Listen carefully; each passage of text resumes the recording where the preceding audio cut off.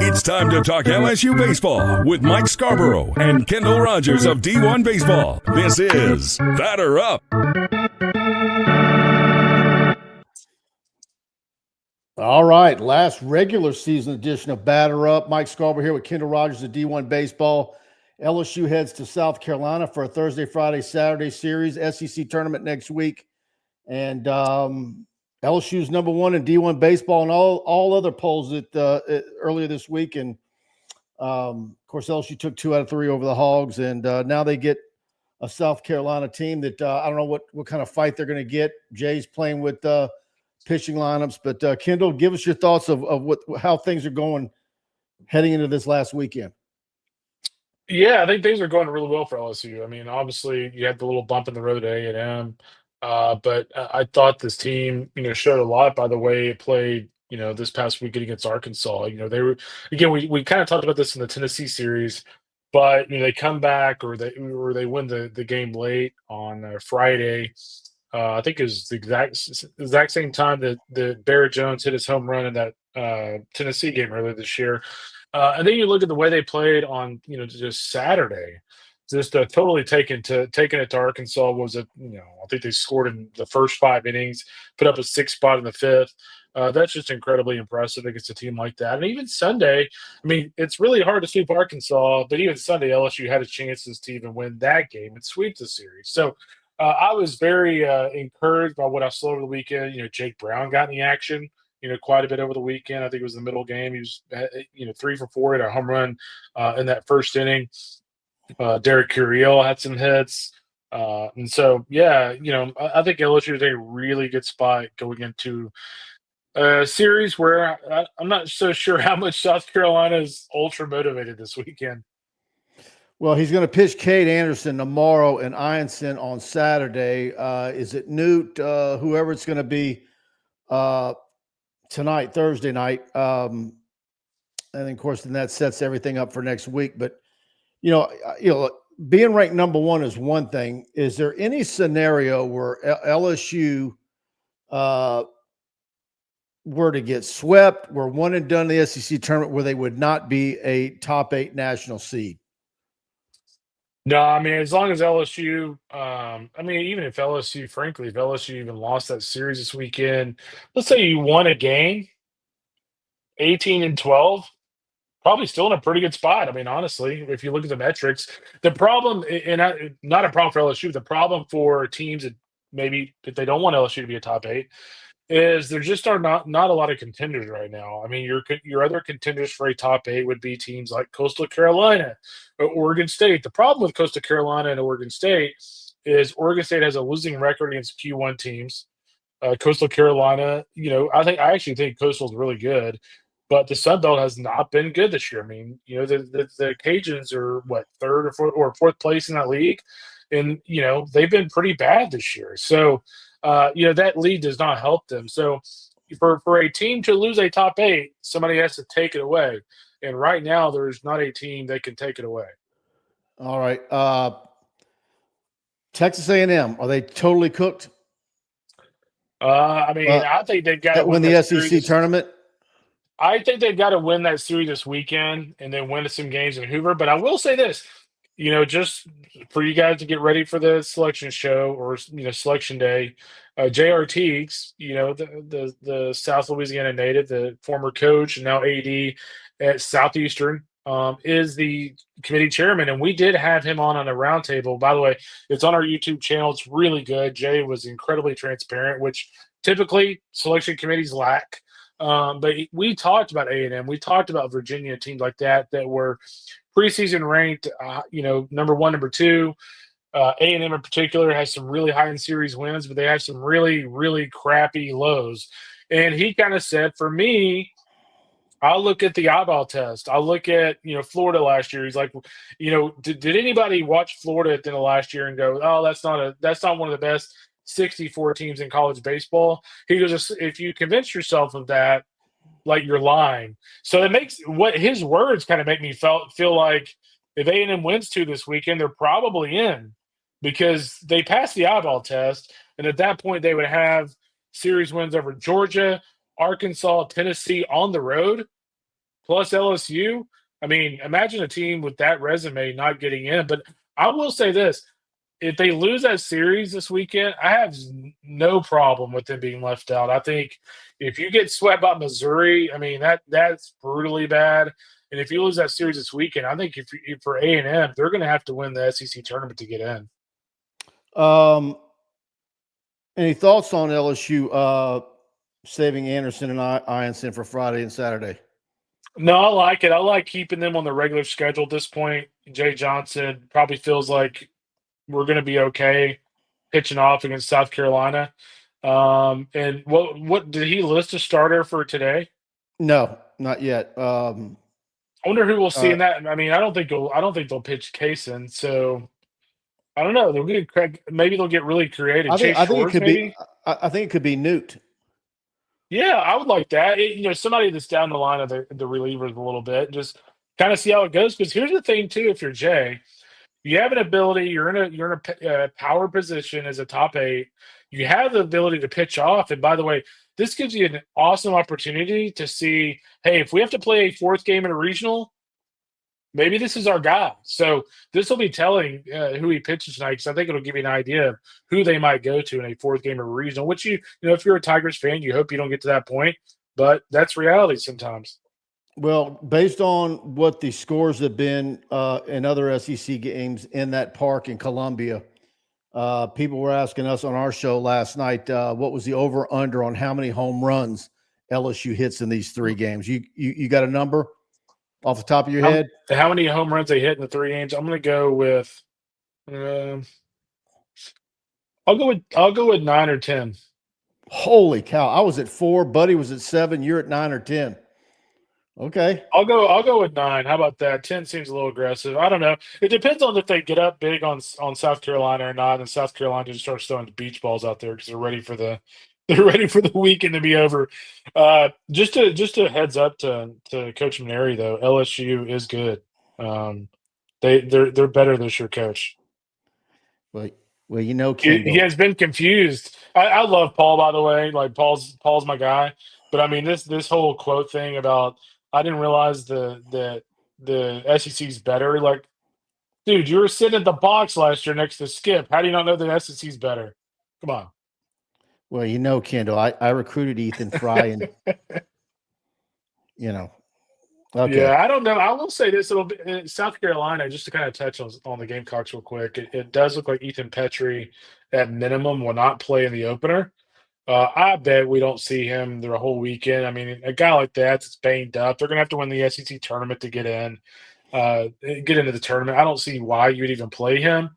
It will be interesting to see what happens with South Carolina in the offseason. In real talk, I mean, if you're Paul, you have 2 choices. You can either ride this thing out and see if you can turn it around next year, and then at that point, like any of us, right? Like if we are really bad at our job, and then we're really bad at our job the next year, we're probably like, okay, maybe this isn't meant to be.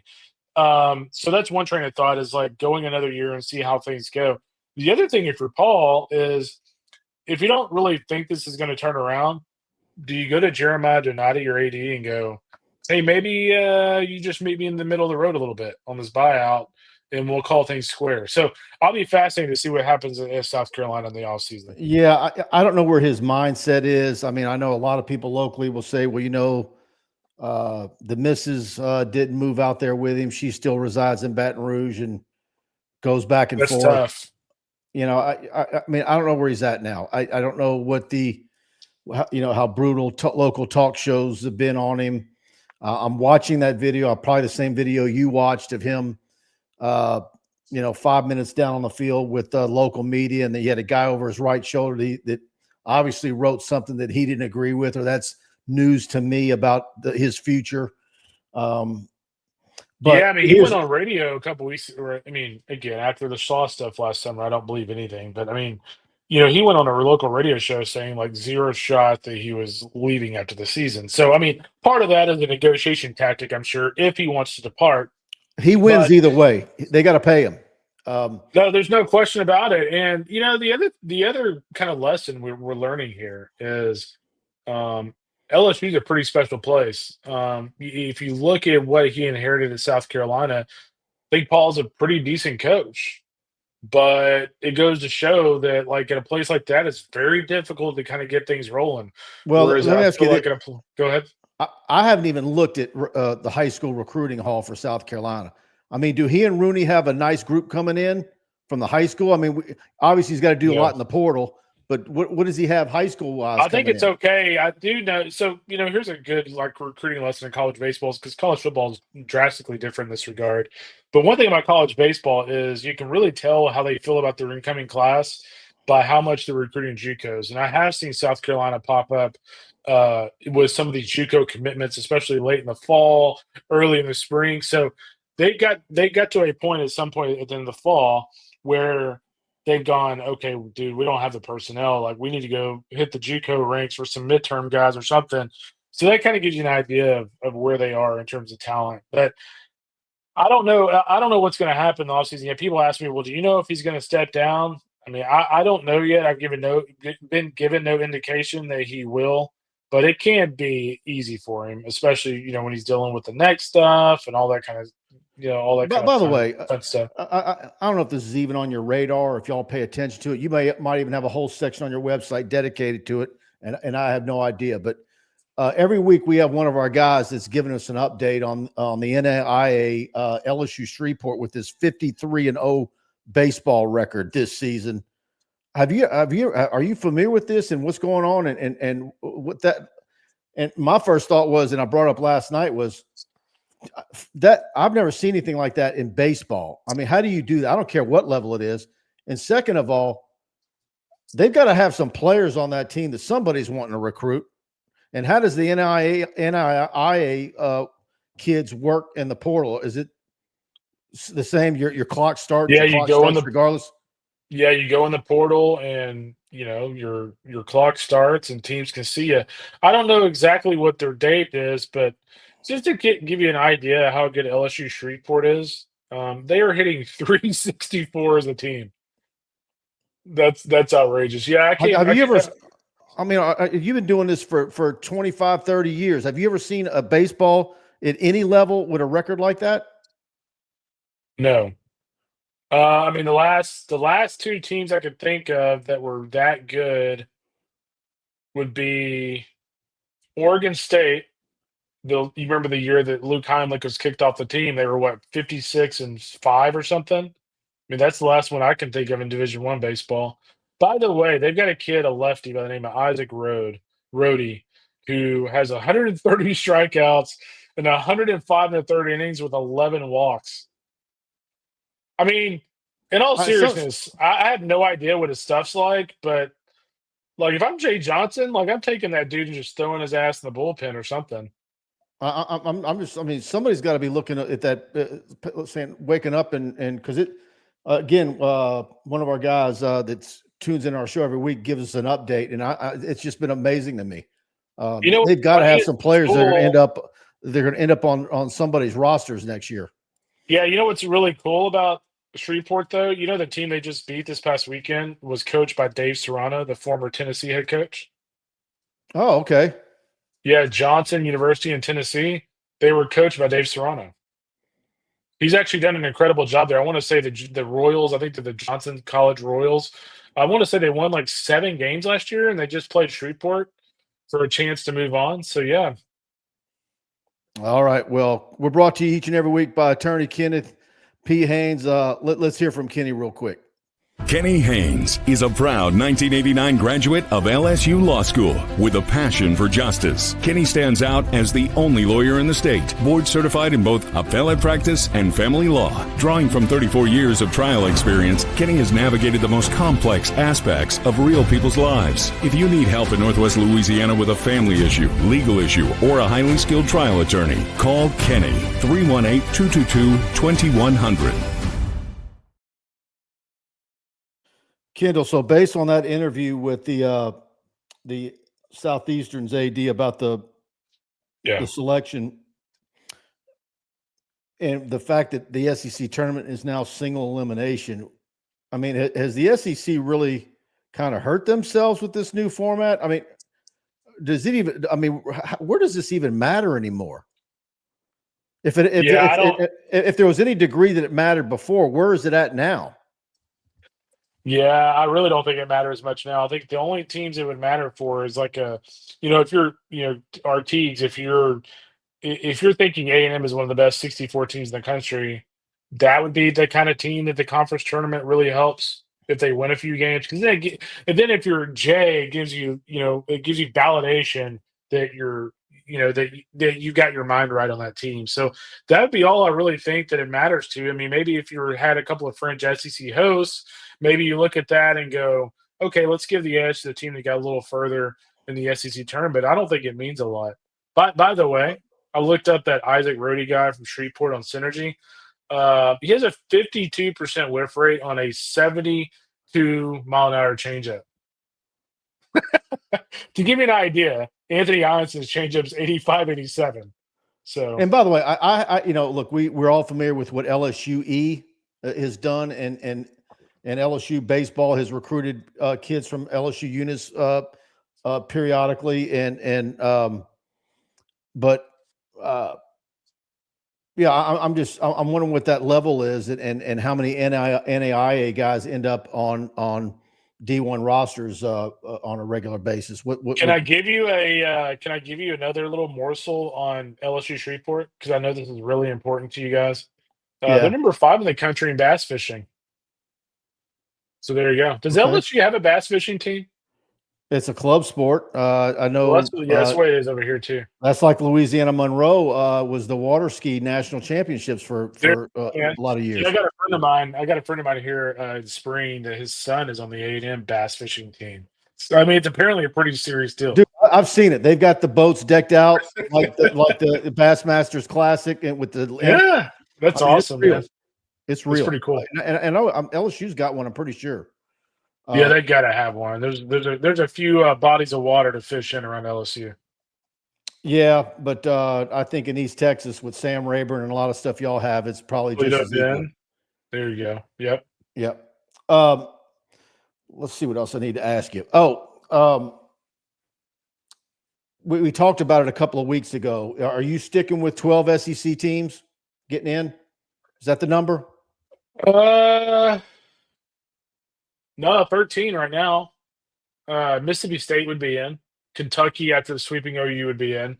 The only team we wouldn't have in right now would be A&M. That would be that 14th team. And so if they win that series this weekend, keep an eye on 14. It could happen. Is this series, South Carolina, kind of tailor-made for whether it's Monster Milam, Bear Jones, even Curiel and some others to get off the snide and break out of a slump at the plate and get some confidence back? Yeah, right? for Just sure. in time for postseason play? Yeah, I think that's the big key. I think that's like the number one thing for Jay Johnson this weekend is, getting a couple of those guys back on track. Milam is the big one for me. He's just such an electrifying defender. And he's just so much better. The thing about Bear is he doesn't look great at the plate, but he's at least giving you something. Like he's giving you a home run here and there. He's giving you a gapper here and there. For the most part, Milam's not giving you anything. And so he's just way too talented to be in this kind of I think we'd probably say like half season slump. And maybe this is the weekend, no pressure. You're a national seed. There's going to be 1,500 people in the house. There's no pressure. So I do think it's a weekend that he could break out a little bit. All right, man. Anything you want to add on the way out?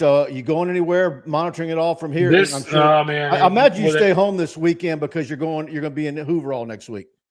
Yeah, I'll drop in there at some point. We'll have Mark and Joe there. Last year I went down to the Sun Belt for a day. That was a lot of fun. And yeah, here we go. I can't believe that we're, a few days away from conference tournaments. It feels like the season just started, but we're getting there. So yeah, you can still use the code of Omaha30 to get 30% off a D1 subscription.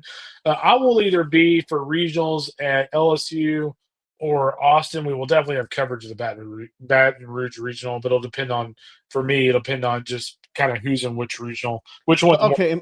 And by the way, I don't know how confident you are. I'm sure y'all did it this week. Baton Rouge regional. I'm sure y'all did a mock. Who do y'all have LSU matched up with Baton Rouge? We had, I'll look it up because I do not have it memorized, but I'm, can quickly get to it. So I And by had, the way, what is your track record of where how that is accurate 2 weeks out? so our track record is with the teams we pretty much nail every single year in terms of the teams that make the field. I think we missed one last year. We always miss one. I always feel like the committee, except, I don't want to divulge that, but it is ironic that we somehow miss a team every single year. But yeah, it's typically one, maybe two. But we have LSU matched up with NC State, with LSU, Miami, Sela, and Bryant, and Baton Rouge, and then of course in Raleigh, NC State, Florida, UConn, High Point.